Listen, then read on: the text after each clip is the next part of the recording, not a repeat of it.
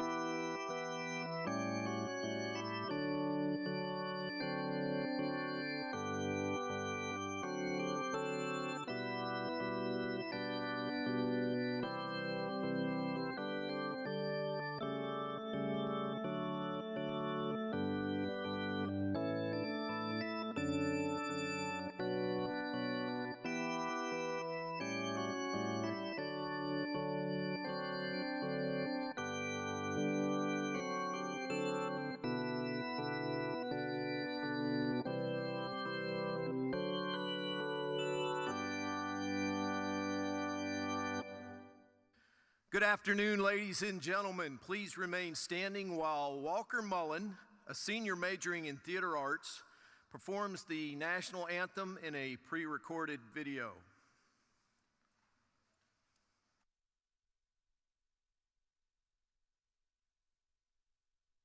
Oh, say, can you see by the dawn's early light what so proudly we hailed at the twilight's last gleaming, whose broad stripes and bright stars through the perilous fight o'er the rampart we watched were so gallantly streaming, and the rocket's red glare, the bombs bursting in air, gave proof through the night that our flag was still there.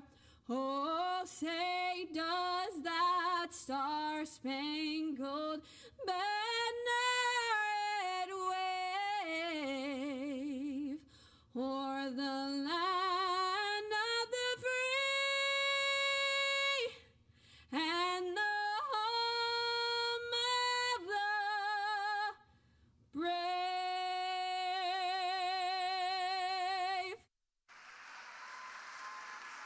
Thank you, Walker.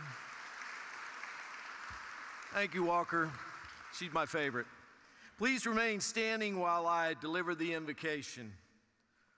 Good and loving God, as we gather today, we thank you for the opportunity to celebrate these graduates and for the blessing that is Flagler College.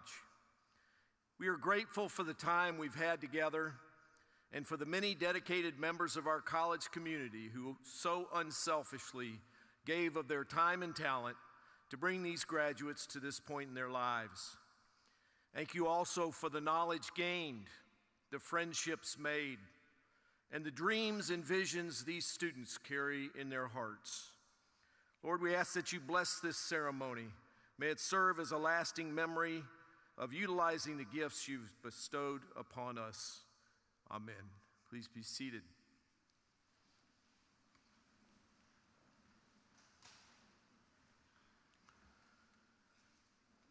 On behalf of the Board of Trustees, the administration, the faculty, and the staff of Flagler College, I'm pleased to welcome you to our fall 2020 commencement ceremony. I would like to say some thank yous before we begin.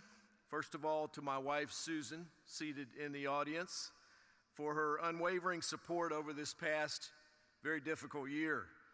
Also to our trustees who were unable to attend due to space issues and social distancing, for their support in so many ways as we navigated, again, a very different year. And finally, to Margot Thomas, Senior Director of Alumni Relations and Special Events, and her entire team, who worked tirelessly to allow us to have a face-to-face ceremony and to allow our opportunity to walk across this stage. Thank you, Margot, and your team. So proud of that. So very proud of that. You know, you don't see that happening a lot because it's a lot of work. This commencement marks the conclusion of your academic time with Flagler. Today is your day, and I'm so honored to be able to share this momentous occasion with you. I know this has not been an easy final 2 semesters. The fact that you're seated before me speaks volumes about your resilience, commitment, and dedication. You've not just lived through difficult moments, you've come out stronger. I want to take a moment to acknowledge your journey and celebrate your success. Commencement is always an exciting time for our college community, and we are delighted that so many friends and family are here to help us celebrate this significant occasion, to honor and support the men and women who are graduating today, to salute their achievements, and to give them hope and encouragement as they continue their chosen careers or further their education. Members of the class of 2020, I hope that each of you will treasure this day, this moment, that you'll value it, savor it, appreciate it. On a personal note, I've enjoyed getting to know all of you over the past 3.5 years, and as I've shared many times, my greatest joy in this job is the students, and you are an amazing group. I'm very proud of everything you've accomplished.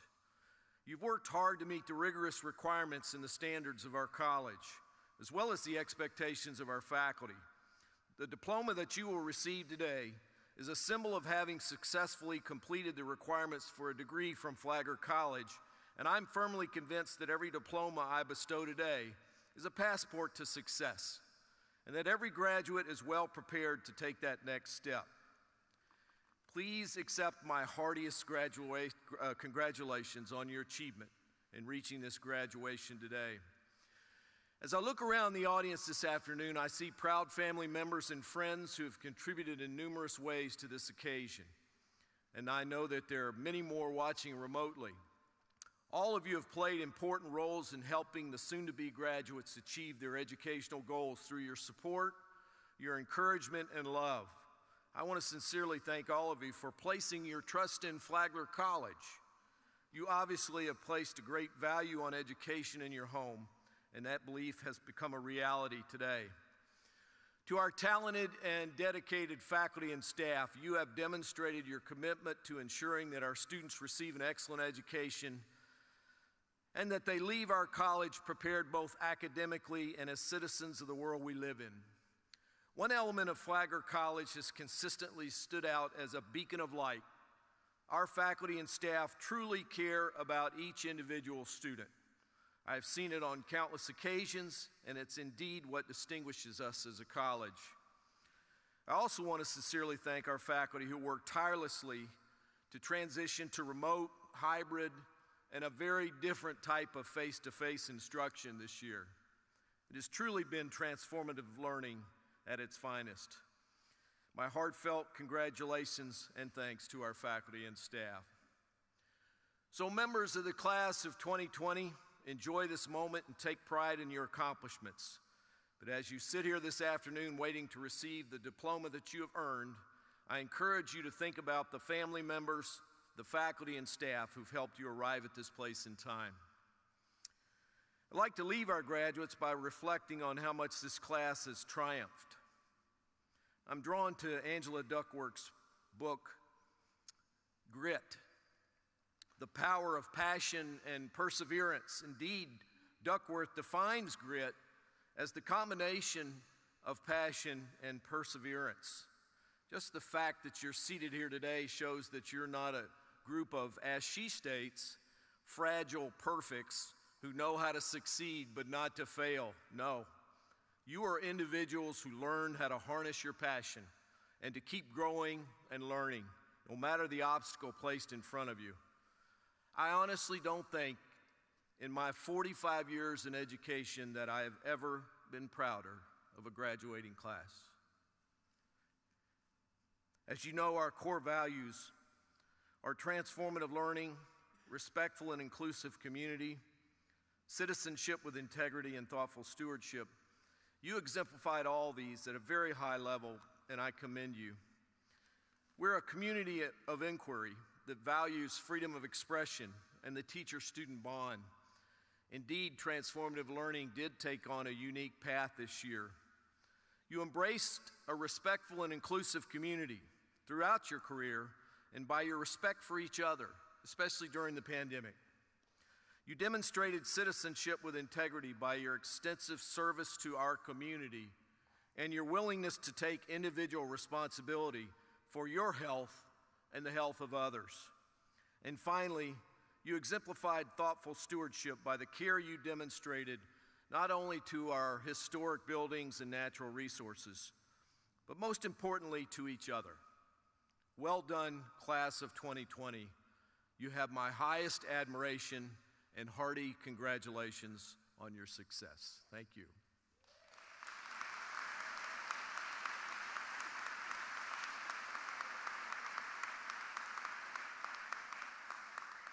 It's now my honor to introduce our commencement speaker, Dr. Alan Wolfick, Vice President of Academic Affairs and Dean of the Faculty, who is retiring at the end of this year after serving Flagler College in this role for 13 years. Alan Wolfick is Vice President of Academic Affairs and Dean of the Faculty at Flagler College. He holds a PhD and a Master's of Arts degree in Sociology from the University of Pennsylvania, a Master of Science degree in Political Science from the University of Oregon, and a Bachelor of Science in Economics and Political Science from the University of Pennsylvania. Before becoming the Chief Academic Officer at Flagler in 2008, he was Professor of Sociology, Director of the Core Curriculum, and Associate Provost at Oglethorpe University in Atlanta.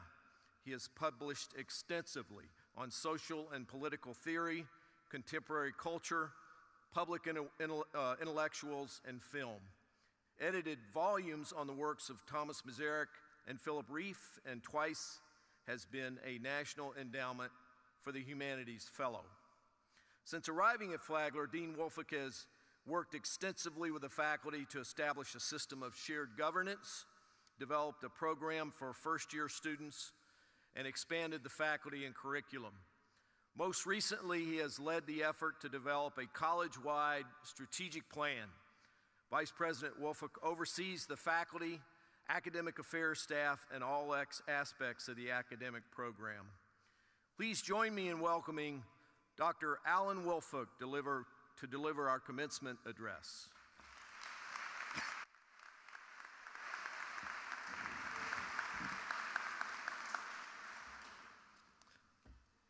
Good afternoon. On behalf of the faculty, staff, and administration of Flagler College, congratulations to the class of 2020. The class of 2020, that has a good ring to it, doesn't it? Yes? You've arrived at the end of your college journey, or perhaps I should say, survived your college journey. Each of you has arrived at the end of your college journey and are on the brink of a new beginning. Some of you are headed off to graduate school or perhaps law school. Others of you are off to begin a new career or perhaps take a temporary position until the right job opens up. Some of you may be getting married and preparing to begin a family. Some may be planning on taking a few months off and traveling. And some of you may not have a clue as to what you plan to do. I was in the latter category when I graduated from college. I was what might be called a late bloomer. Regardless, this is a moment poised on the brink of something new, something exciting, but also quite unpredictable and unexpected. In fact, if there's one thing that I can forecast about your life to come, for better and for worse, it is that you should learn to expect the unexpected, that your life plans after college will almost certainly not turn out the way you planned. The unpredictability and unexpectedness of life is neither all for the good nor all for the bad, but it is something for which you must prepare and brace yourself for if you are not to be swept along anchorless on the sea of life. This preparation is especially important today because your generation faces challenges that are clearly daunting. But these challenges are not entirely unprecedented. It is important to keep our trying times in perspective. I wish that I could stand up here and tell you that you are entering a world that is getting progressively better. But too often today, it certainly feels as though we are on the brink of disaster after disaster. We look out on an existential landscape that is pockmarked by the worst pandemic in a century. A social landscape defined by rancor, resentment, and divisiveness. A political landscape corrupted by a failed political class. An economic landscape that is at best uncertain. And personal lives that are all too often filled with desperation. But we need to be reminded that we have been on the brink before. And as sociologist James Davison Hunter has recently written, not that long ago. If you had been born a little over a century ago in 1914, the year of my mother's birth, by age 40, your life would have already covered World War I, the Spanish flu epidemic, which killed 675,000 individuals in the US alone, the Russian Revolution and the birth of the Soviet Union, the Great Depression, the rise of fascism in Italy and Germany, World War II, the destruction of Hiroshima and Nagasaki by atomic bombs, the communist takeover of China, and the Korean War, not to mention McCarthyism and growing civil rights tensions closer to home. By age 40, my mother and those of her generation had experienced one crisis after another. They lived in a world and a nation that seemed to be continually on the brink. Every generation in its youth seems to be most deeply marked, even scarred, by the disruptive and transgressive events, the violence and crimes that occur as they come of age. And every generation has its casualties. Some of these casualties are quite public. I recall, as though it was yesterday, a fateful fall day in November of 1963. Just prior to Thanksgiving, when my high school gym teacher called students into our class, into the weight room at Benjamin Franklin High School in Portland, Oregon. We were known as the Fighting Quakers. Somehow the humor of that was lost on me. On that fall day, Coach Fox informed us that President Kennedy had been shot in Dallas. We learned a short while later, of course, that he had been killed, assassinated, and our world shifted. In the next 5 years, it seemed as though the very social and political fabric of the nation was coming undone. Malcolm X was assassinated. Martin Luther King was assassinated. And in June of 1968, at the end of my sophomore year in college, Robert Kennedy was assassinated. One riot followed another in the streets of our cities. The Vietnam War escalated, and a steady stream of Americans came home in body bags. Violence against civil rights demonstrators was broadcast on television, and I swore to myself, that I would never live in the South. And yet, in the course of my own unpredictable life, I have lived and worked in the South for over 40 years. In addition, anti-war protests were met with violence. 4 students were shot to death at Kent State University by members of the National Guard in May of 1970, the month that I graduated from college. Likewise, your generation has already been marked by the Great Recession and its aftermath, rising climate change, mass shootings in schools and places of worship, including Marjorie Stoneman Douglas High School down the highway in Parkland, Florida, rising violence against minorities, and now a pandemic. I cannot pretend to understand exactly how these events have affected you, but I am certain that they have marked you both collectively and individually, that they have likely led to anger and despair at times, and resulted in casualties. Under the best of circumstances, life is challenging and at times overwhelming. Life is, as one of my professors used to say, one damn test after another. But under trying circumstances such as we are facing today, there is always the temptation to give in to despair, to become depressed. Despair and depression in particular are not uncommon responses to challenges that seem insurmountable. In our personal lives, we constantly fear, especially today, not being able to measure up. In times of crises, these fears are multiplied many times over. What is one to do? First, don't despair. Don't become a casualty of your generation like so many of my family and friends have become casualties of their respective generations. I know that this is far easier said than done. I can offer you no magic incantations or formulas to fight off despair, how not to become a casualty. But I can offer some advice based upon my own personal experience, which I hope is not too obvious and may prove helpful. First, be constantly on the lookout for guides, for role models, for examples to be emulated. By guides, I mean intellectual, moral, and spiritual exemplars, personal anchors who can help you sort out the confusions of life and embody what you might want to become, whom you find compelling. These guides may be someone from your personal life, a relative, a friend, a professor. The value of small colleges like Flagler is that they cultivate relationships that can help students find such guides. I hope that this is true for many of you. But these guides can also be found outside personal relationships. Guides may be found in public leaders, historical figures, and even fictional characters. One of my favorite guides is a historical figure, Thomas Masaryk, the founder of the democratic state of Czechoslovakia at the end of World War I in 1918. Masaryk was a remarkable public figure because he was book smart and life smart. For much of his life, he was a college professor. After Masaryk was first elected to the Austrian parliament in the 1890s, he refused to run for a second term because he believed that he was not well enough prepared for the political arena. He voluntarily left Parliament and proceeded to study Czech history and politics, eventually returning to the Parliament in 1907. Can you imagine any member of our political class today doing that? Resigning their position because they believe that they do not know enough about constitutional law, American history, and the Federalist Papers? In 1914, at the beginning of World War I, Masaryk went abroad to lead the Czech campaign for independence, raised and commanded an army of 100,000 Czechs and Slovaks, taken as prisoners in Russia, attempted to lead 50,000 armed men out of Russia in the midst of civil war across Siberia to fight for the Allies, and returned in 1918 at the end of the war as the new president of this new state of Czechoslovakia, a position he held until 1935. For me, Masaryk is a litmus test of what a public figure should be. A second bit of advice: never, never, ever place all of your ego eggs in one basket. Always be prepared to take calculated risk as you define who you are.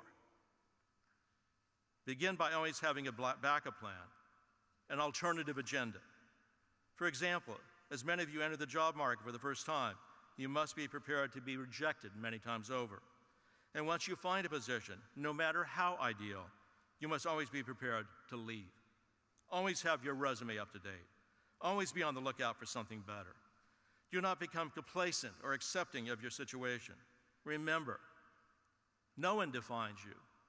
No one owns you. You define who you are. Each of you is a unique individual, what the Romantics called an irreducible I. Develop and define that irreducible I. Protect it. I can't tell you exactly how many times I've applied for positions or other opportunities and been rejected, but they easily number in the hundreds. And I can't tell you exactly how many times I've been offered positions and turned them down because they didn't seem right for me. But this has happened many times. Get used to putting yourself out there, taking risks, strengthening your sense of self. Treat every application, every interview, and every opportunity as an opportunity for learning most of all about yourself. Personal lives and institutions are, for the most part, built in small steps. Most tasks, small and great, are accomplished incrementally. As Stephen Dedalus says in James Joyce's Portrait of an Artist as a Young Man, I am a stride at a time. It is through small steps that I become who I am. But there are times when it is necessary to take bold steps, to seize the day. This has happened a few times in my life. I was nearly 10 years into my career in higher education when I moved to a small college, even though a number of friends advised me against the move, because I had decided that small colleges were where the best teaching occurred. It was the right move. As a consequence, I became a better teacher. A third bit of advice: don't expect to learn from experience unless you are prepared to face up to your own shortcomings, to engage in some serious self-reflection and self-criticism. Experience by itself is not the best teacher. Let's face it, most of us do not learn from experience. We frequently go out and repeat the same dumb mistakes of the past. Socrates always listened to his daemon, his inner voice that always said no when he was about to make a mistake or commit a wrong. His inner voice never told him what to do. In philosophy, there is a great debate about which comes first, what is right or what is good, the norm or the value. Does right precede the good, or does the value of the good precede right? If right usually precedes good, as Socrates seems to imply, then we must listen to that inner voice that says no. According to the great Russian poet Mandelstam, a sense of guilt is humanity's most precious asset. If more people listened to their inner voice of conscience in the 20th century during my mother's generation, Imagine how many lives would have been spared. A fourth piece of advice: it is never too late. It is never too late to change your life, to reorder your priorities, to chart a new course.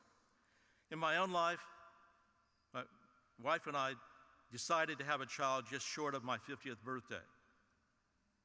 It was one of the best decisions I ever made. One of my favorite examples of a late bloomer is the great English novelist Joseph Conrad, who was born Polish and was a sailor for the first half of his adult life. In his late 30s and early 40s, he began writing in English, which was not his native tongue, and ended up becoming one of the great novelists of the last century. A fifth piece of advice: recognize that life is unfair. John Kennedy is well known for declaring on a number of occasions, with a note of irony and humor, that life is unfair. Of course, it seems that it was easier for him to say this, given that he was born into one of the wealthiest and most privileged families of his time, and in addition, was good-looking and smart, both life smart and book smart. But I think that President Kennedy was attempting to make a very important point. Don't expect life to be based on merit. Don't assume that the best qualified will always get the job offer. Don't assume that the person who deserves most an award or recognition will win, and the like. You can devote your life to cultivating grievances and a sense of resentment about how unfairly you have been treated, or how someone else close to you has been mistreated. Too often today, we spend our lives cultivating grievances. I know, because I'm one of the guilty. The alternative is to stop being so self-righteous, to develop a sense of humor and irony, to let it go. The arc of the universe, in the long term, may tend toward justice, but I can tell you that in the short term, it does not. So prepare yourself for the unfairness of life. Don't let it consume you. Start by developing a sense of irony about the world and a sense of humor about yourself. President Kennedy was being ironic and humorous. He understood how privileged and lucky he was. And yet, of course, his life was cut tragically short. President Kennedy offers us further guidance and advice, still relevant to today, on how to cope with the unfairness of life. 60 years ago, next month, at his inauguration, he attempted to do something that we don't see very often in American public life. He attempted to define private well-being within the context of public well-being, when he famously said, "Ask not what your country can do for you, ask what you can do for your country." With this call to public service, broadly defined, President Kennedy called into question the notion that the pursuit of happiness, invoked in our Declaration of Independence, simply means the pursuit of private happiness.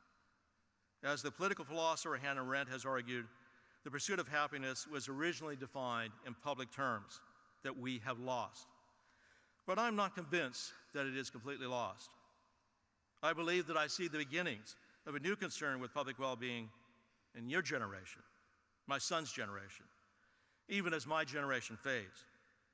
My advice to you is to embrace your concerns with public service and public well-being to help us redefine the public good. This is desperately needed. I can think of no more important task today. My final and closing bit of advice is simple, but sometimes difficult to execute. Know when to exit. Never overstay your welcome. Always leave on a high note.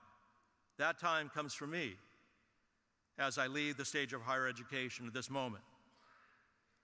Class of 2020, that is a good ring to it. We are once again on the brink today.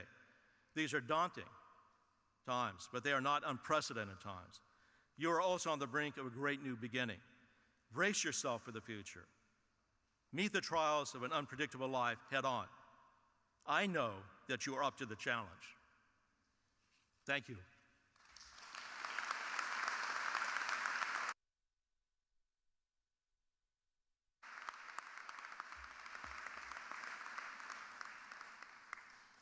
Thank you, Dr. Woolfolk, for those inspiring words. I'm now privileged and honored to award the Honorary Doctor of Humane Letters degree to Dr. Alan Woolfolk. Dean Woolfolk, would you please join Dr. Dr. Woolfolk on the podium, please.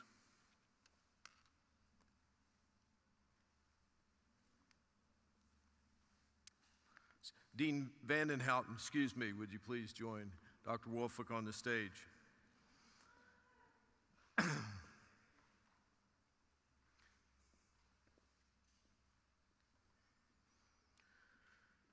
Alan, we are grateful for your participation in our commencement ceremony today. You have honored us with your presence, and you have inspired us with your remarks. In recognition of your lasting legacy to Flagler College, its faculty and students, and your illustrious career as an educator and a scholar, I am pleased and honored to confer upon you the degree of Doctor of Humane Letters. Congratulations.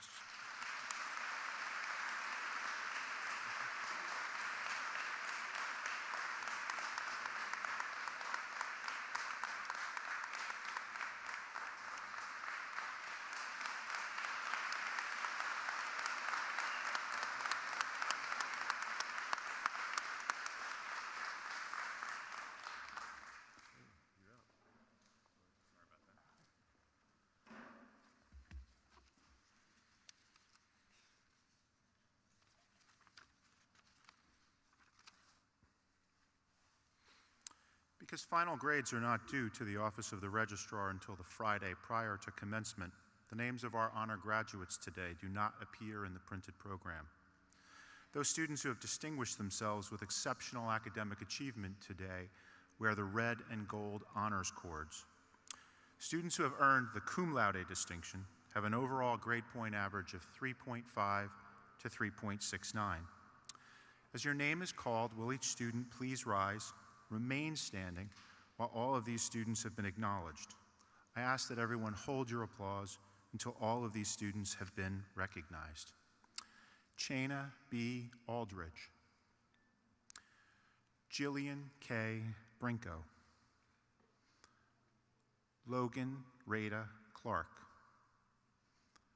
Jillian Dolan,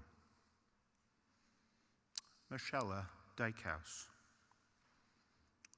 Corey Faye Garibaldi, Faith Gary, Gabrielle Scarlett Gilreath, Elizabeth Hare, Hannah Marie Halleck, Katie Helene Kohlberg, Hannah Lauer, Hannah Leonard, Lexus Massey, Deanna Joy Miller, Jordan Page Neisler, Allison Paterka, Kyle Rameli, Haley Michelle Rossling, Mara Schick, Emmy Elizabeth Seiler, Lakin Danielle Thompson. Please join me in honoring these students.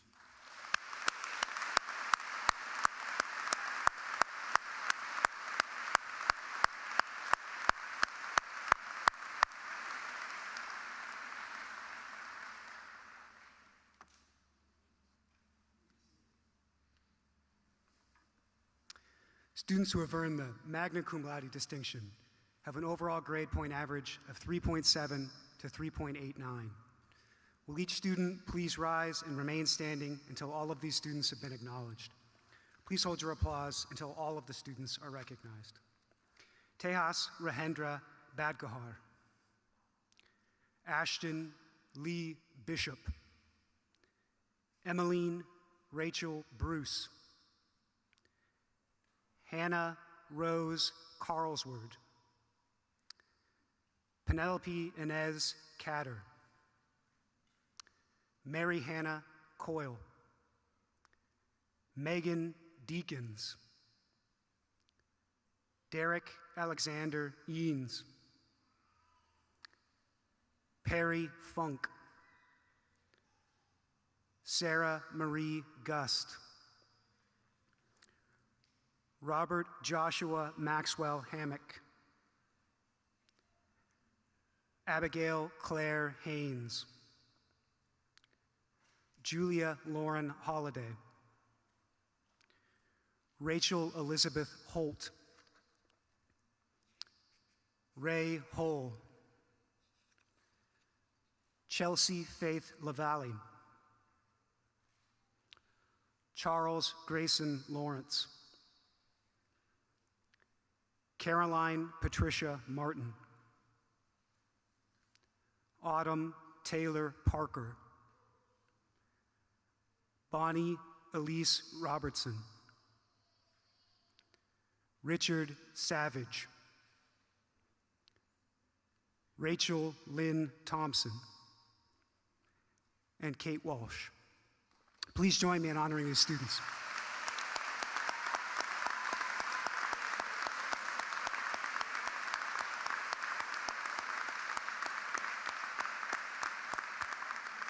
Please be seated. Students who have earned the highest distinction, summa cum laude, have an overall grade point average of 3.9 to a perfect 4.0.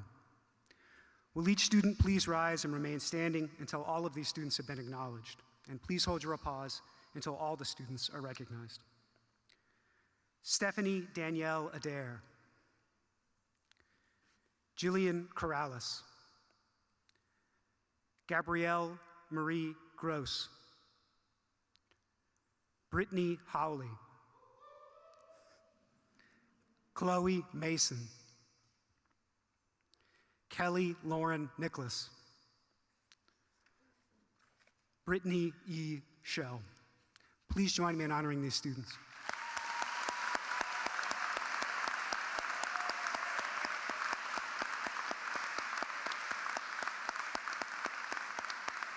Please be seated. In addition to graduates with honors, Flagler College also confers departmental awards for academic achievement. These awards are made by individual academic departments. Primary consideration for these awards is based on academic achievement. However, other contributing factors are considered. Awards are given to selected members of the department who rank in the top 10% of the graduating seniors for the academic year. Some departments chose to make their awards in the fall semester. Other departments elect to make their awards in the spring. As recipients' names are called, please rise and remain standing until all of the recipients have been acknowledged. Again, please hold your applause until all these students have been recognized. From the Department of Behavioral Sciences, Jillian Corrales, Brittany Hawley, Maddie Simons. From the Department of Business, Logan Clark, Jacoby Dasher, Max Hammock, Julia Holliday, Autumn Parker, Kyle Rameli. From the Department of Communications, Stephanie Adair, Tejas Badgahar, Catherine Collins. From the Department of Education, Perry Funk, Gabrielle Gross. From the Department of English, Lauren Lannon. From the Department of Humanities, Emmeline Bruce, Jillian Corrales, Derek Eanes, Rachel Thompson. From the Department of the Natural Sciences, Jillian Brinko, Tyler Cooper Kolb, Kyra Liedke, Lexus Massey. From the Department of Visual and Performing Arts, Megan Deakins, Faith Gary, Rachel Holt, Ray Hull, and Richard Savage. Please join me in honoring these students.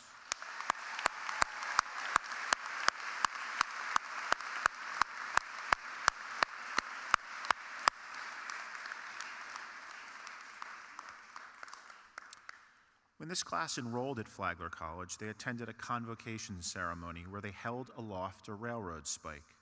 The spike symbolized not only the namesake Henry Flagler, but it also symbolized our encouragement to these new students to begin to build their own legacies.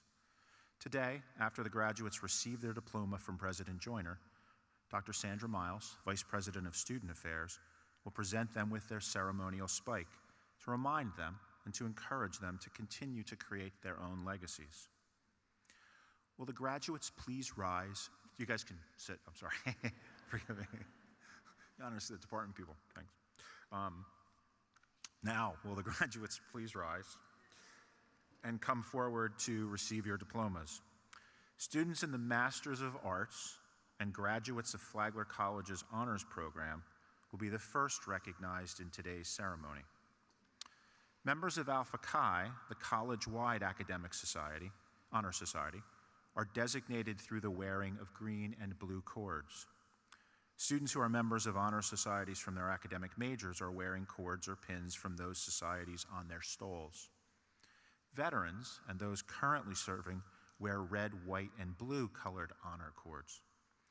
President Joyner, upon the recommendation of the faculty, I present to you these candidates for the degrees of Bachelor of Arts, Bachelor of Fine Arts, Bachelor of Science, and Master of Arts. The Master's candidates, Ana Les Marquez.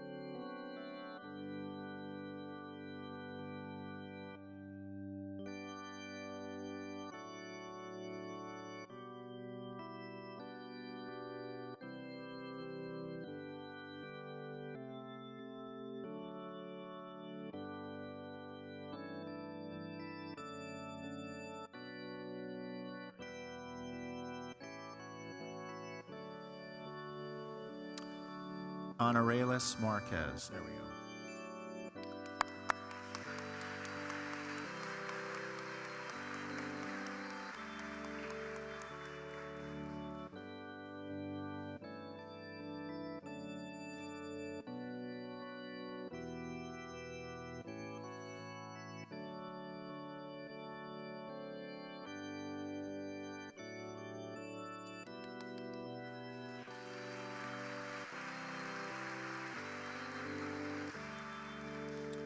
Douglas Claude Williams, Jr.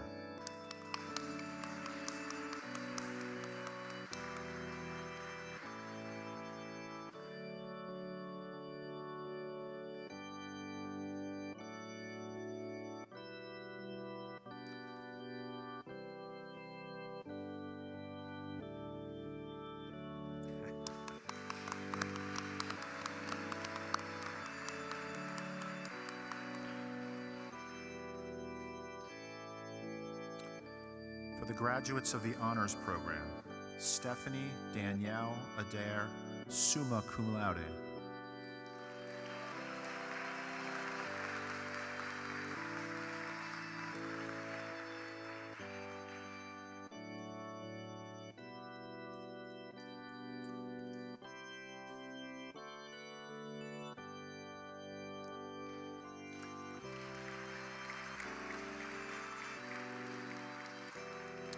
Jillian Corrales, summa cum laude.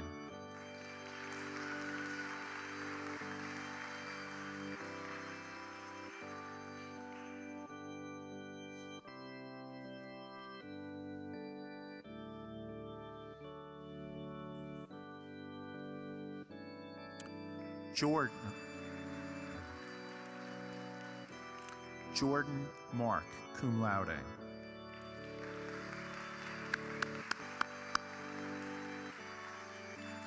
This concludes the graduates of the honors program.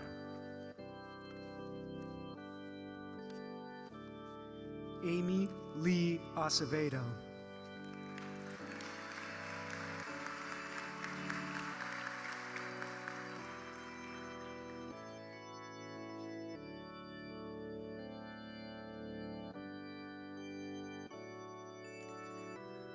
Maria Milagros Aguero.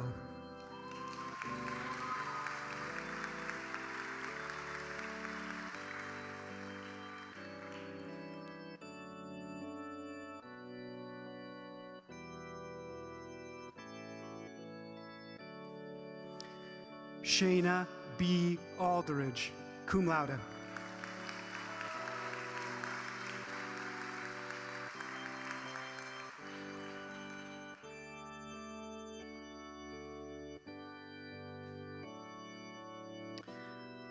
Rima M. Alrafe.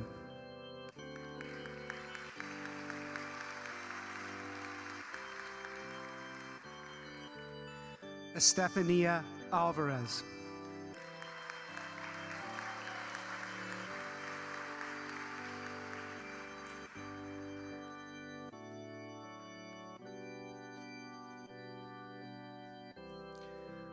Amanda Angelos.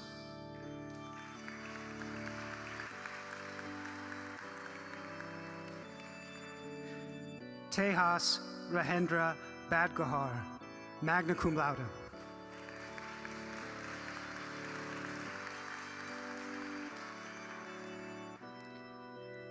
Bailey Jean Bennett.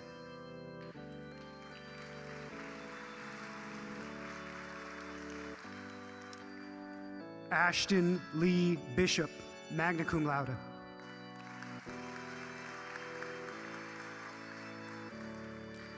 Caitlin Bliss.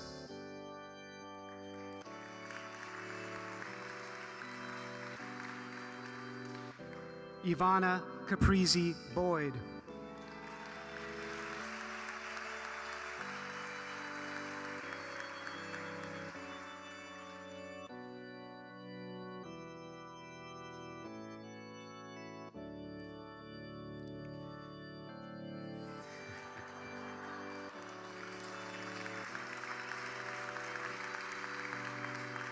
Jillian K. Brinko, cum laude.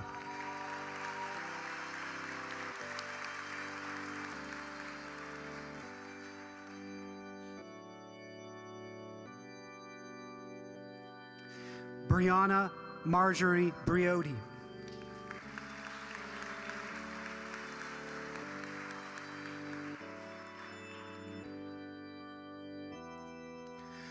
Catherine Brumel.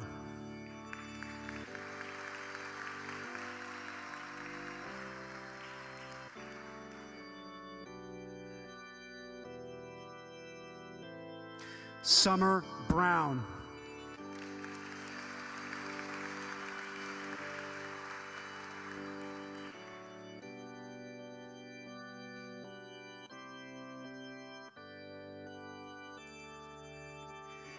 Emmeline Rachel Bruce, magna cum laude.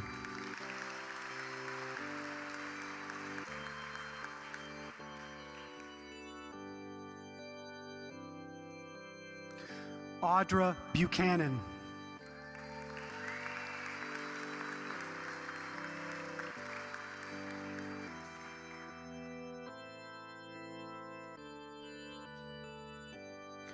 Samantha Bonacore.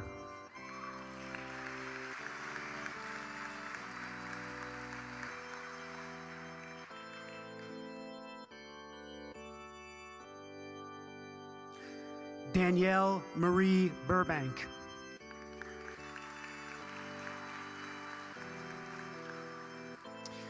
Reagan Bush.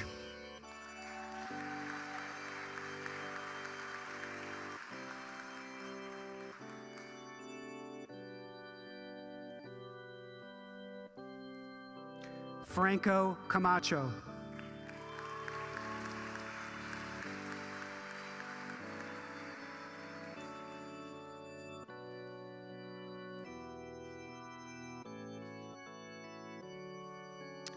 Ariana A. Campbell.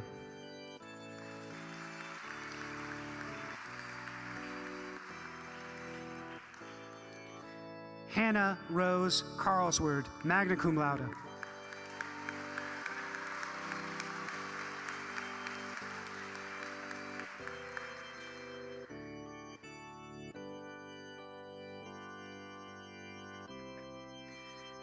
Penelope I. Catter, magna cum laude.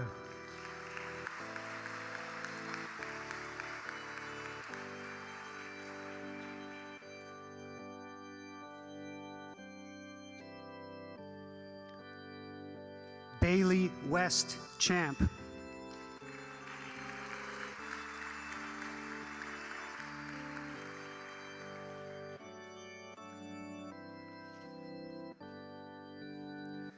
Logan Rady Clark, cum laude.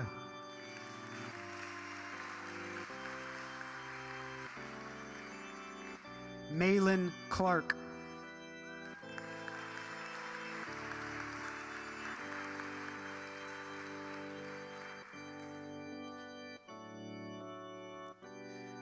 Catherine Margaret Collins.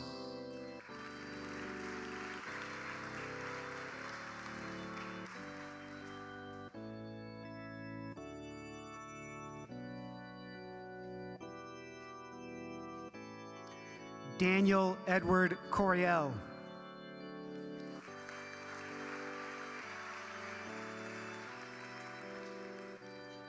Danielle E. Creer.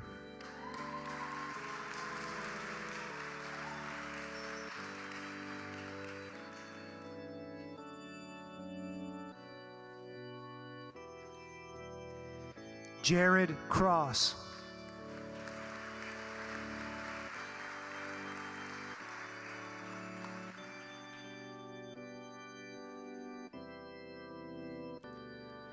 Justin Michael Kraus.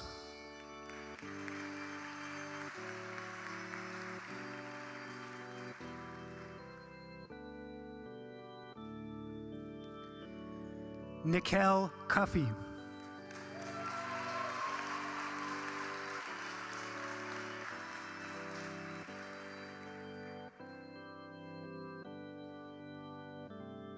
Kaylee A. Sack.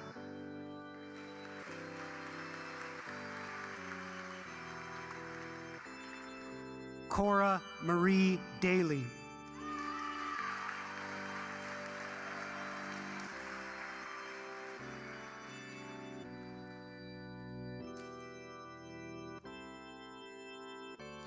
Jacoby Eugene Dasher.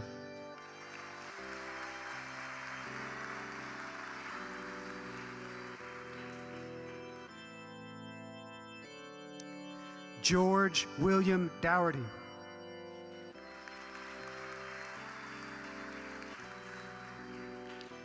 Marvin Davis, Jr.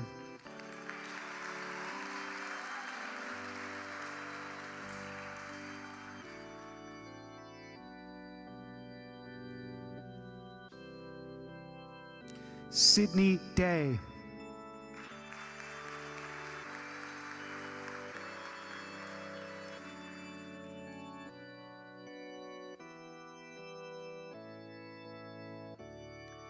Megan Deakins, magna cum laude.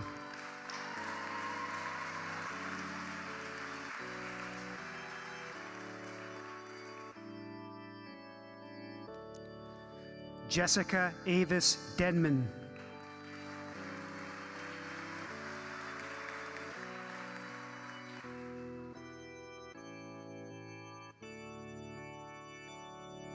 Jillian Dolan, cum laude.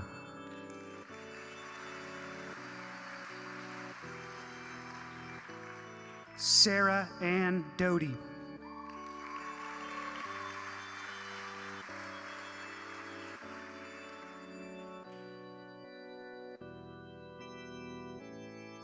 Jamarcus P. Durham.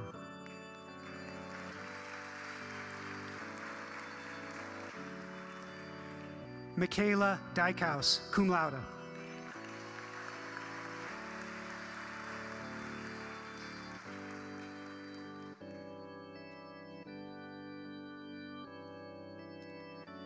Derek Alexander Eanes, magna cum laude.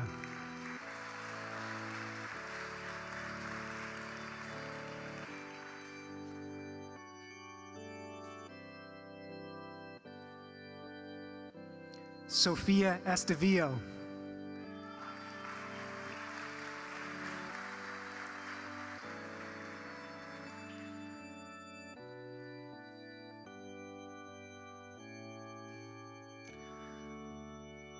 Michael Iyer.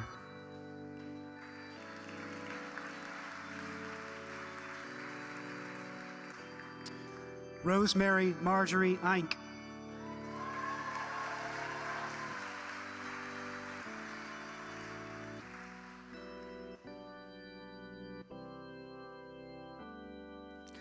Savannah Jane Thon.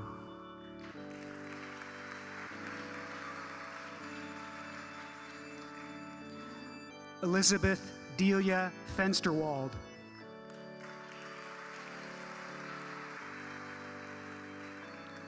Sarah Ray Fisher.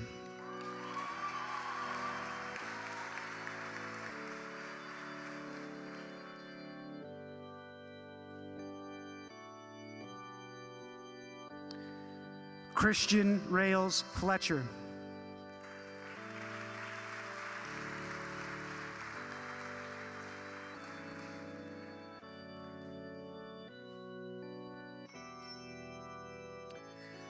Dustin L. Fletcher.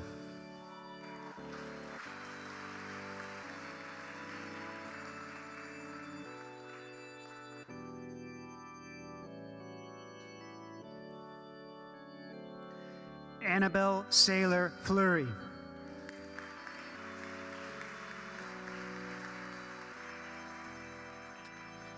Nicholas Joseph Flores.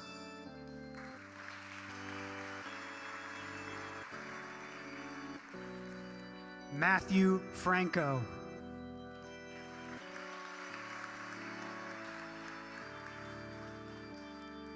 Perry Funk, magna cum laude.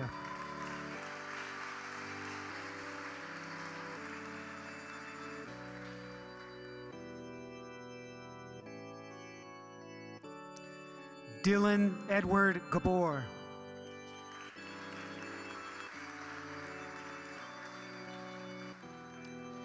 Shakiria Lynn Elizabeth Gaddy.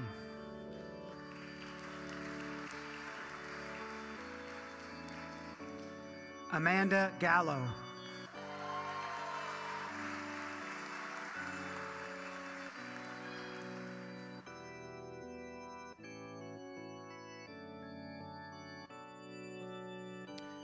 Jose Pablo Garcia Vega.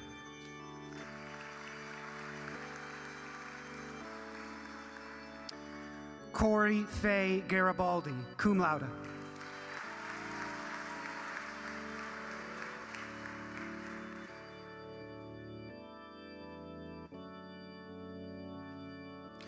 Faith Gary, cum laude.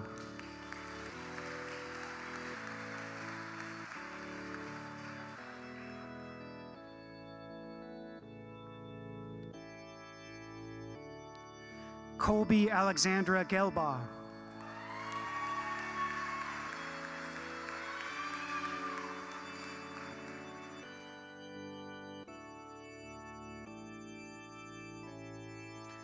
Jacob Austin Jeffroy.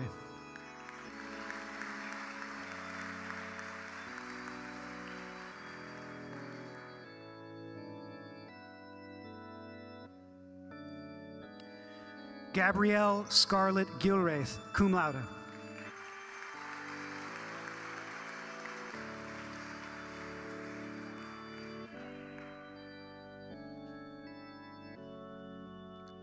Tyler Grant.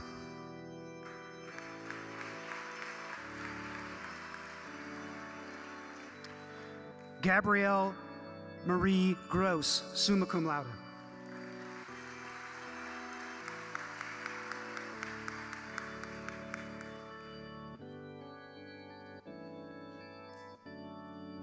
Sarah Marie Gust, magna cum laude.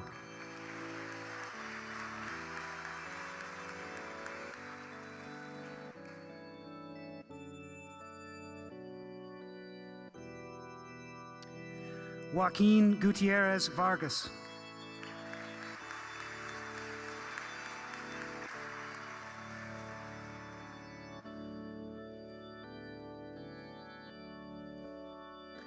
Elizabeth Hare, cum laude.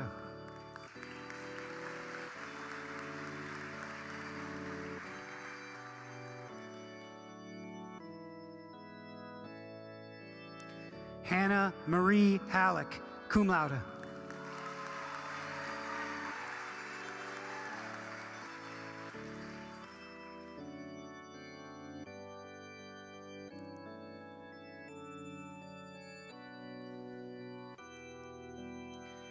Robert Joshua Maxwell Hammock, magna cum laude.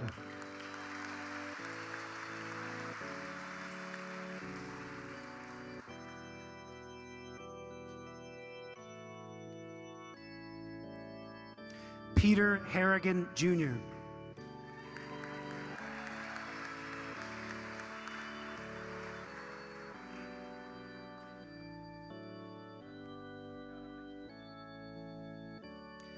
Emily Grace Harrington.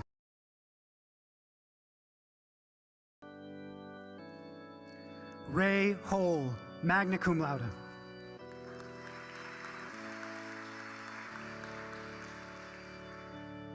Rachel Yehas.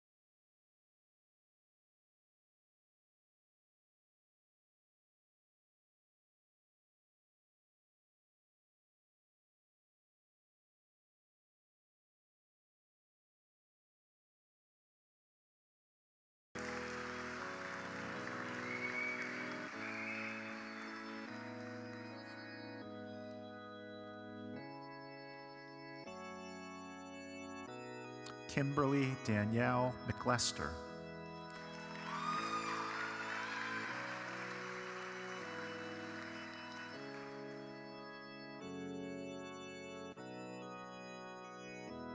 John P. McNally.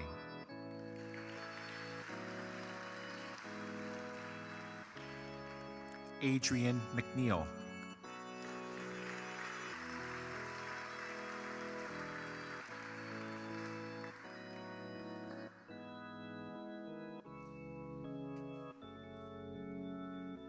Jacqueline Mahoskovich.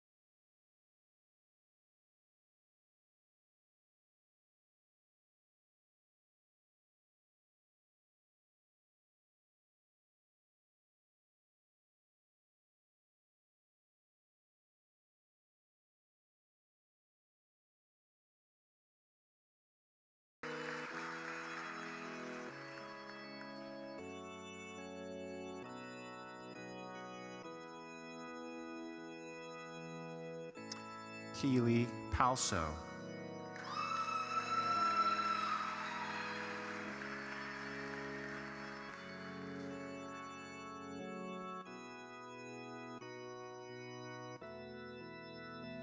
Autumn Taylor Parker, magna cum laude.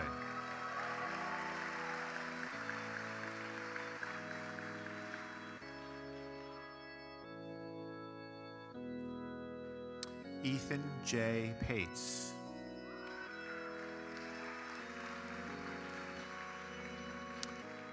Elizabeth Ann Pelletier, summa cum laude.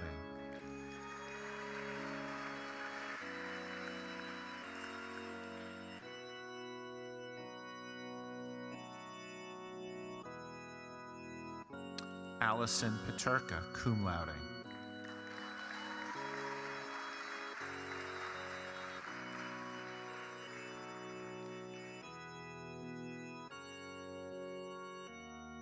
Vanessa Porto.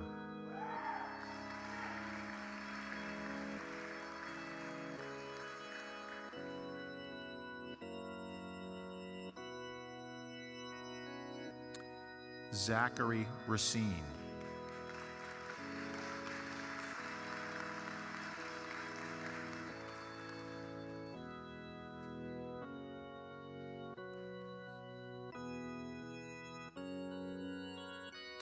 Kyle Rameli.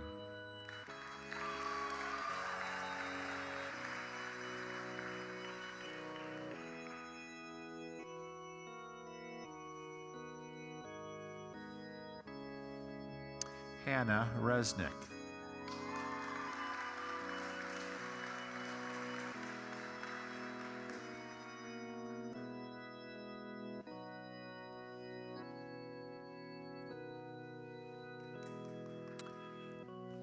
Gianluca Rezzo.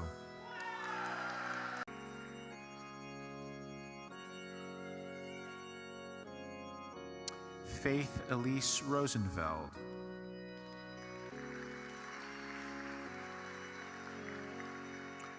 Richard Savage, magna cum laude.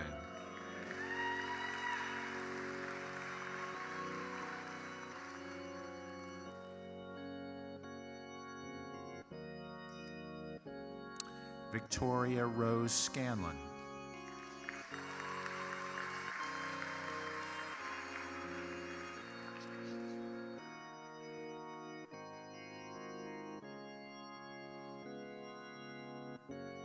Brittany E. Shell.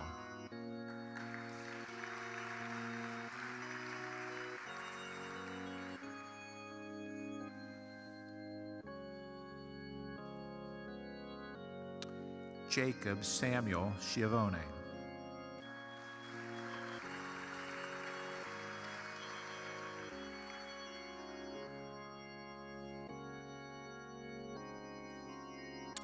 Mara Schick, cum laude.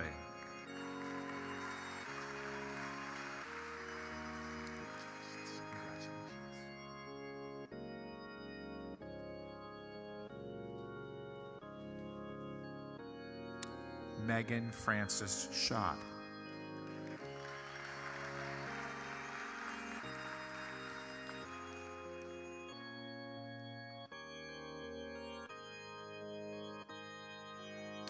Emmy Seiler.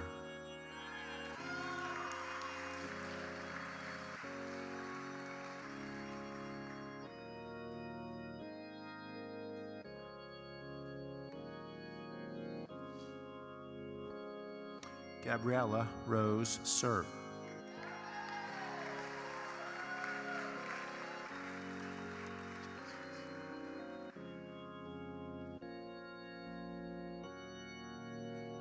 Kelsey Shepherdson.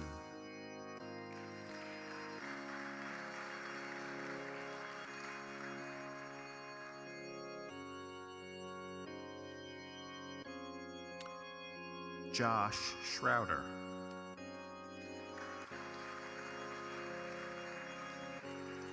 Madison Simons.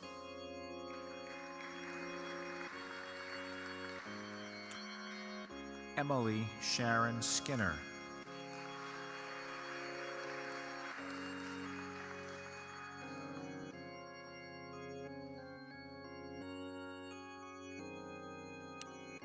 Jenna Slatowski.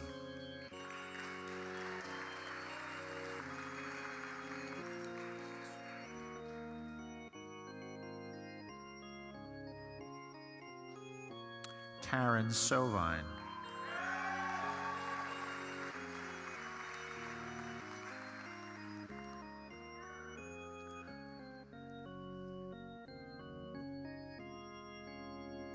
Katie Stairs.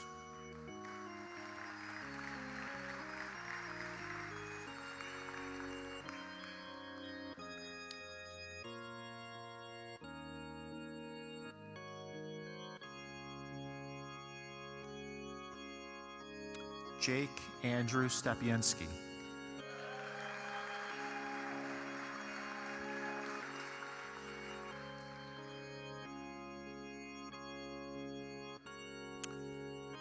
Lucas Stedman.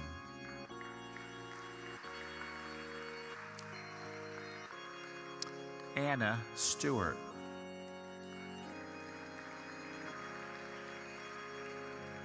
Caroline Louise Sutton, cum laude.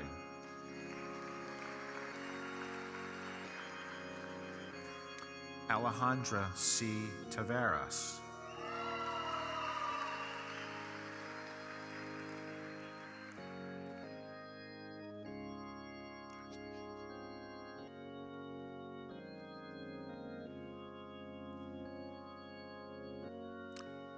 Danner Asher Taylor Nelson.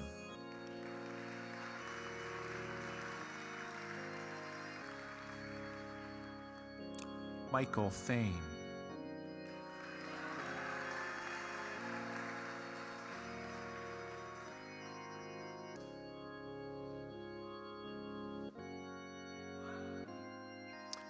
Lakin Danielle Thompson.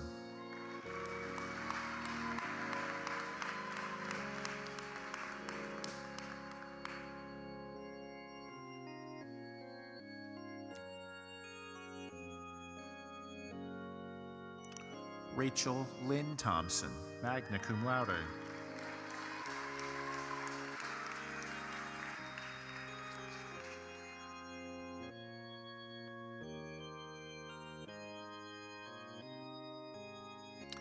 Megan Michelle Towner.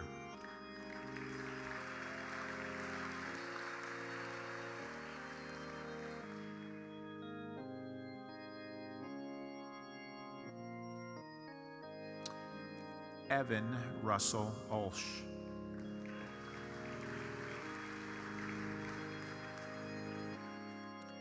Mackenzie Autumn Union.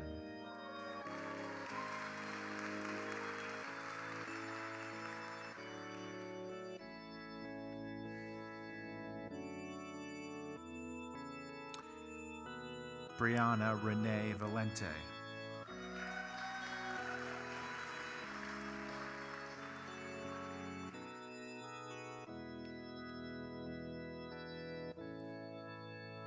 David H. Van Antwerp.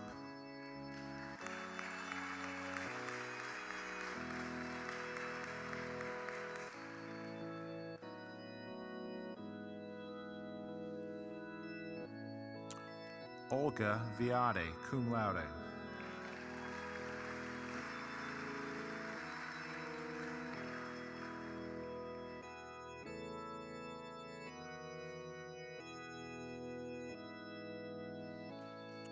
Corey Wademan.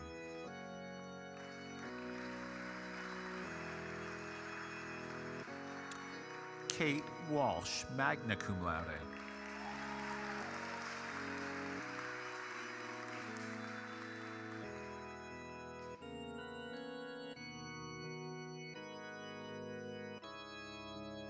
Xiaolong Wang.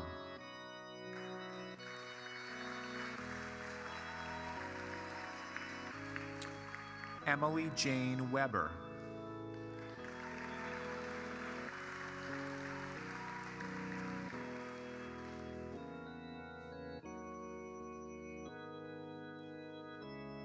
Abigail Weinfeld.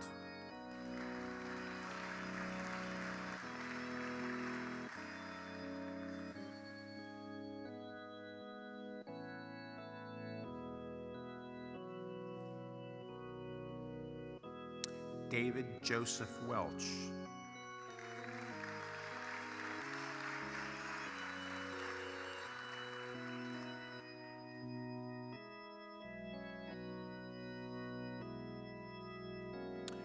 Rich Joseph Westbury.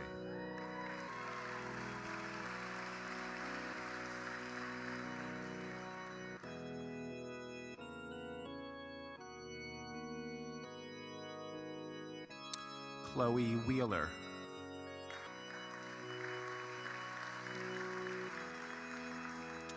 Taylor Christine Whippen.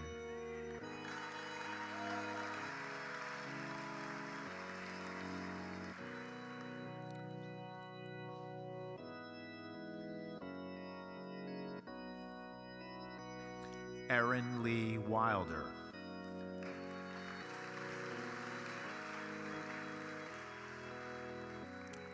Julia Weil.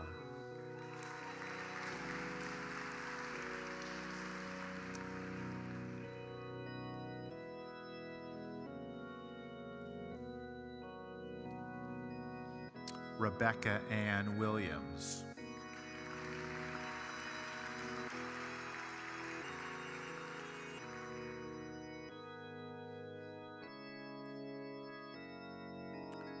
Savannah Williams.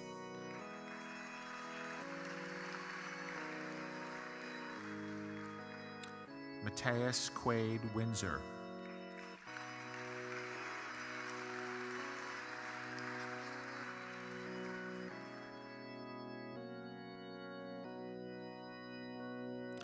Madison N. Wright.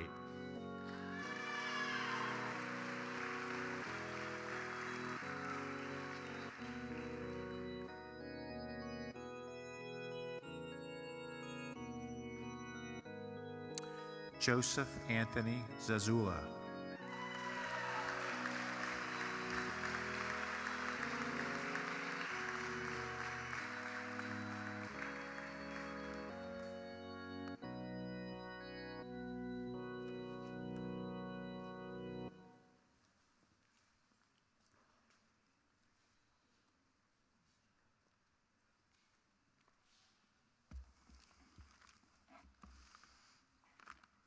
Please join me in congratulating all of our graduates today.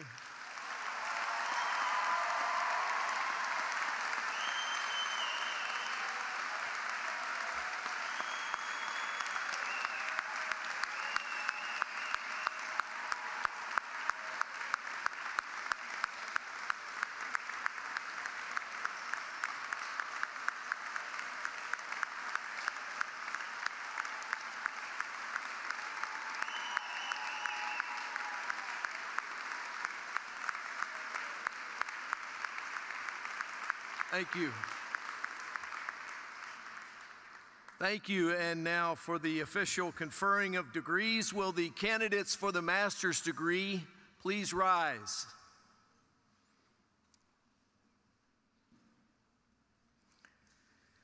Upon the recommendation of the faculty and by the authority vested in me by the Board of Trustees of Flagler College, I hereby confer upon you the degree of Master of Arts with all the rights, honors, and privileges thereunto pertaining. Congratulations.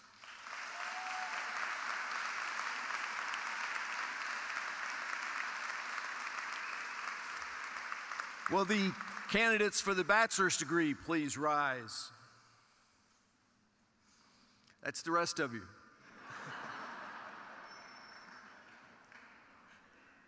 Upon the recommendation of the faculty and by the authority vested in me by the Board of Trustees of Flagler College, I confer upon you the degree of Bachelor of Arts and/or the Bachelor of Fine Arts with all the rights, honors, and privileges thereunto appertaining. I extend to each of you my warmest congratulations and best wishes on this milestone achievement. Ladies and gentlemen, please join me again in congratulating the class of 220.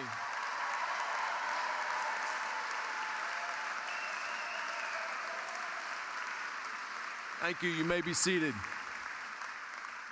It's now my honor to call on Hannah Halleck, who's been selected to make remarks on behalf of the class of 2020.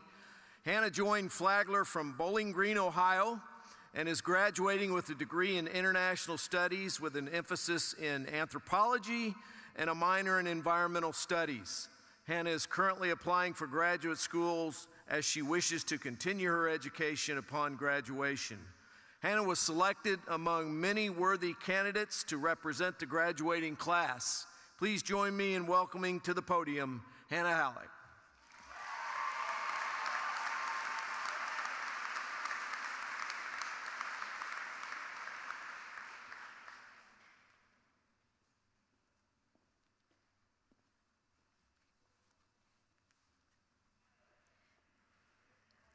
Thank you, Dr. Joyner, for the kind introduction.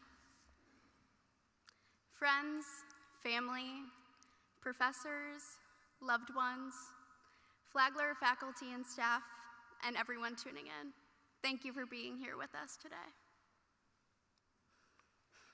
My friends, my peers, we did it.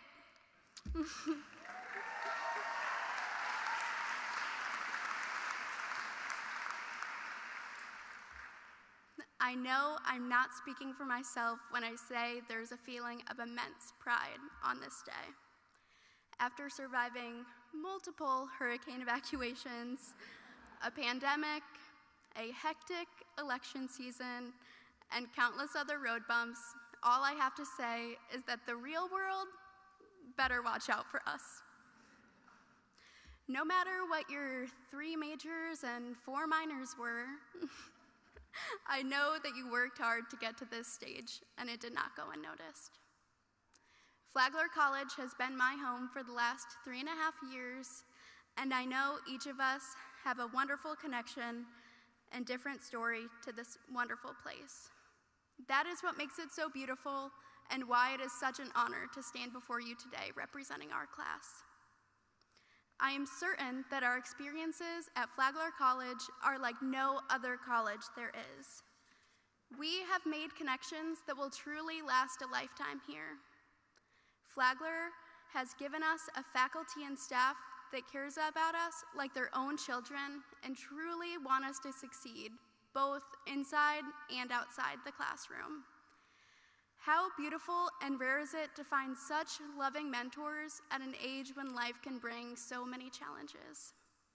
Right now is not just the time when we are trying to figure out what we want to do in this world. We are also figuring out who we want to be. It's no secret that this semester has been a tough one. There's no way anyone could have fully prepared for the obstacles we have had to face in light of the pandemic. But in spite of that, the faculty of Flagler College has done everything they possibly could to keep campus a safe environment that is conducive to learning. I could stand here and almost cry, thinking about all of the gentle encouragement, empathy, and true advocacy we have received from our professors. This does not even include people like Sonia from the maintenance staff in the Student Center, Destiny, who works in the dining hall, or Larry and David from security. Together, these are the people who have consistently made our experiences here at Flagler College remarkable ones. We have also gotten to see how Flagler College has implemented their strategic plan to make campus a more diverse and inclusive community. It is exciting to see the student body of Flagler, along with its leadership positions, being filled with vibrant and diverse voices. As we all know, it is essential to have a campus that reflects the demographic of our entire country. I am thankful that throughout every year, we have been witness to real changes being made and student voices being heard. As students, and very soon, /now, as alumni of Flagler College, we belong to a community where we are not just numbers. Instead, we are names, faces, stories, and very soon to be memories. It says a lot when students can regularly greet Dr. Joyner's dog by name. We love you, Glory Bee. We have been prepared as students, no matter where life may take us. I am absolutely positive that Flagler College has equipped each of us with the knowledge, resources, and voices to frankly be anything we want to be. I'm so excited for each of us starting right now as Flagler College alumni. December 2020 graduates, let us go forward together as a people who stand up for what is right, as a people who stand in the margins for those who cannot stand for themselves, and as a people with the legacy of Flagler College close to our hearts. It is with immeasurable pride that I get to call myself a part of our graduating class. Congratulations, class of December 2020.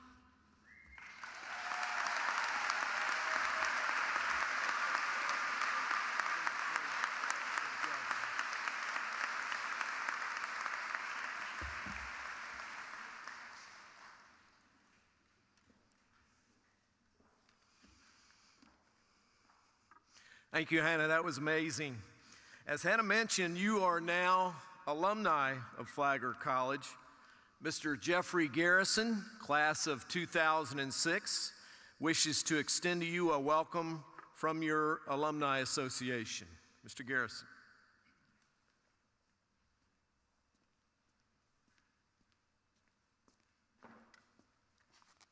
That is a very tough act to follow. So, Hannah, very nice speech. Good afternoon, faculty and staff of Flagler College, and to the graduating class of 2020, December graduates, congratulations on finishing the race. As Dr. Joyner said, I'm Jeff Garrison, president of the Alumni Association, and it is a privilege to address you today as you prepare to take the next step in life's journey. For many of you, it will be a job in your chosen career field. Others will go to graduate school, perhaps law school. Some will even join the military. And a few of you may have no idea what is next. That is okay. And parents, it's really okay. Your degree from Flagler College has prepared you to do anything. And everyone here today is confident that you will find a successful path ahead. I know this because as the class of 2020, you have displayed a sense of resiliency that is unmatched by classes that have come before you.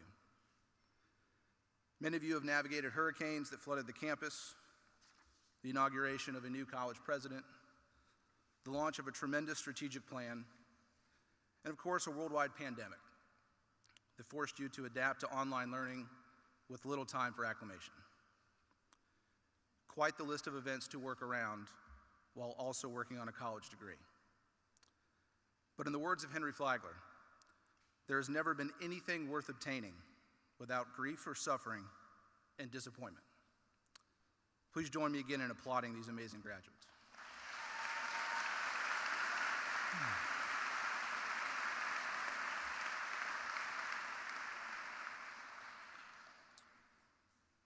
While preparing for this speech, I took some time to look back on my 4 years here at Flagler College, what I learned, the people I met, the organizations I was a part of, and the overall experience of being the first person in my family to graduate from college. I was amazed at the number of memories that flooded my brain over this past Thanksgiving holiday. Things like the important lessons in journalism and broadcasting that still serve me today as a content producer for the PGA Tour. How to engage in positive conflict resolution, thanks to several years as a resident advisor in Lewis House. And most importantly, that we all come from different places, different backgrounds, different cultures, and different belief structures. And it's all those things that make us truly great, especially when we can see those differences as positives instead of hindrances. Flagler College meant the world to me then and means even more to me now because of the 4 years I spent on its unique campus. As I look out across this amphitheater today, I am reminded of how I felt in 2006 when I was sitting in the exact place you are, albeit in the gym and in April, but the chairs were just as uncomfortable. I remember I was nervous, excited, sad, and even a bit overwhelmed at what I had just accomplished. I had ideas of what was next, but wasn't certain. One thing was for sure then, and is still for sure now. Flagler College is for life. I encourage each of you to cultivate your own personal and constant connection to your alma mater. Don't be afraid to reach out to your Flagler family as you go through life. Someone will always be here to take your call, answer your email, or write you back. I am living proof that the Flagler spirit never dies, that the college will always be there for you, and that Flagler places the same immense value on you now as alumni as it did when you were students. While you will be missed on campus, you will not be forgotten as you go out into this world.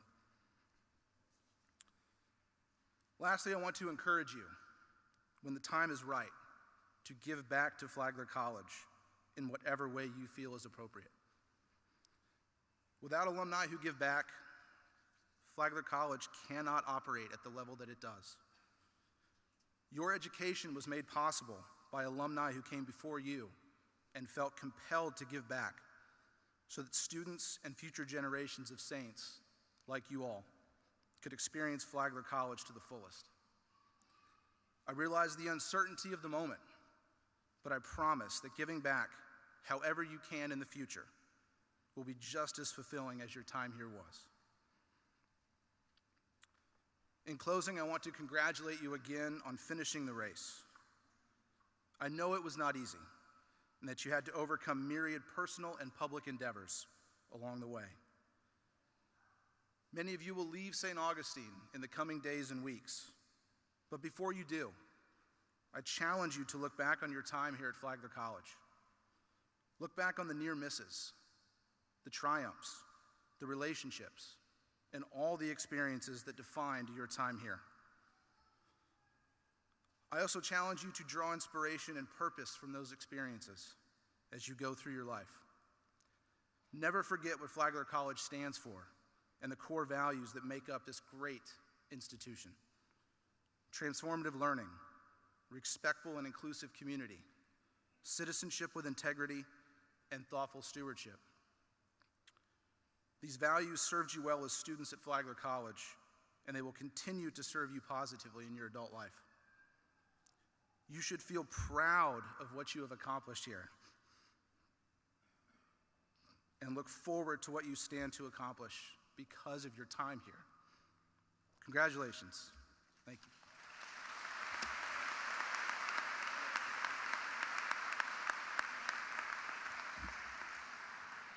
Thank you, Jeffrey. As we come to the close of this commencement ceremony, it's time to bid you a fond farewell. May your years ahead be filled with happiness, success, and a sense of fulfillment in all that you do.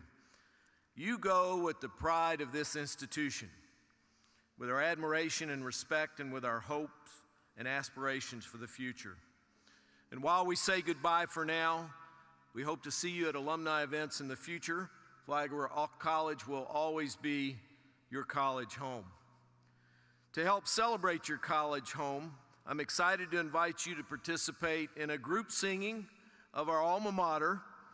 The alma mater was written by Professors Kip Tazy and Craig Wolfel in honor of the college's 50th anniversary and is dedicated to the memory of Mr. John D. Bailey Sr.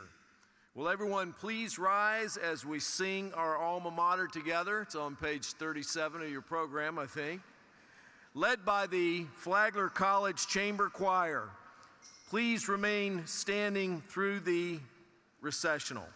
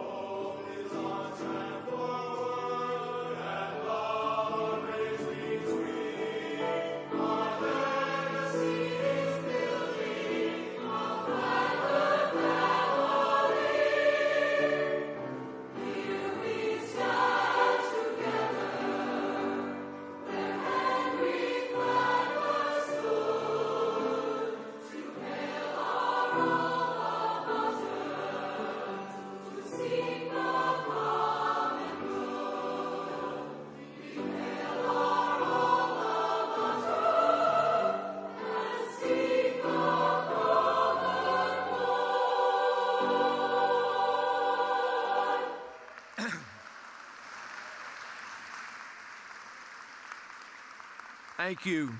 Thank you, choir. Please join me for the benediction. May God's blessing follow you all as you find new journeys to travel. May you walk safely along the pathways of your dreams. May his gentle hand guide the decisions you will make and the passions that you follow. May your heart and lives always reflect his love and truth. And may hope be a light within you that you carry into each new day. Amen.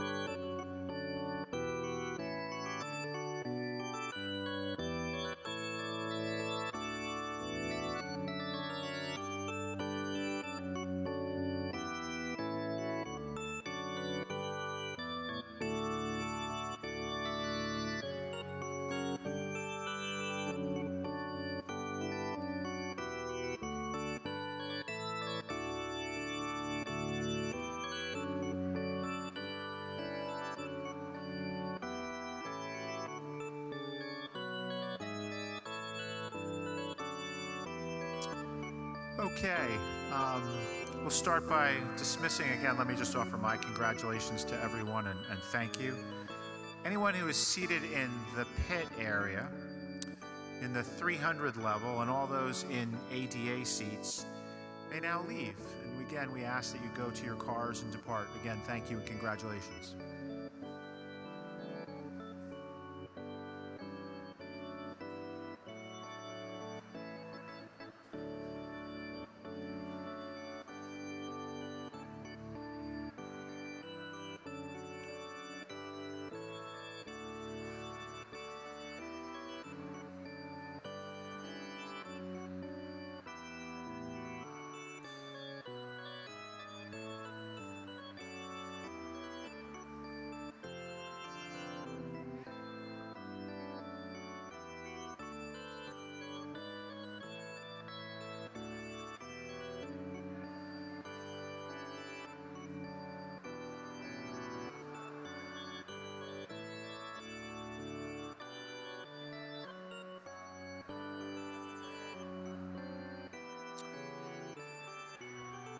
Those of you in section 100 may now leave.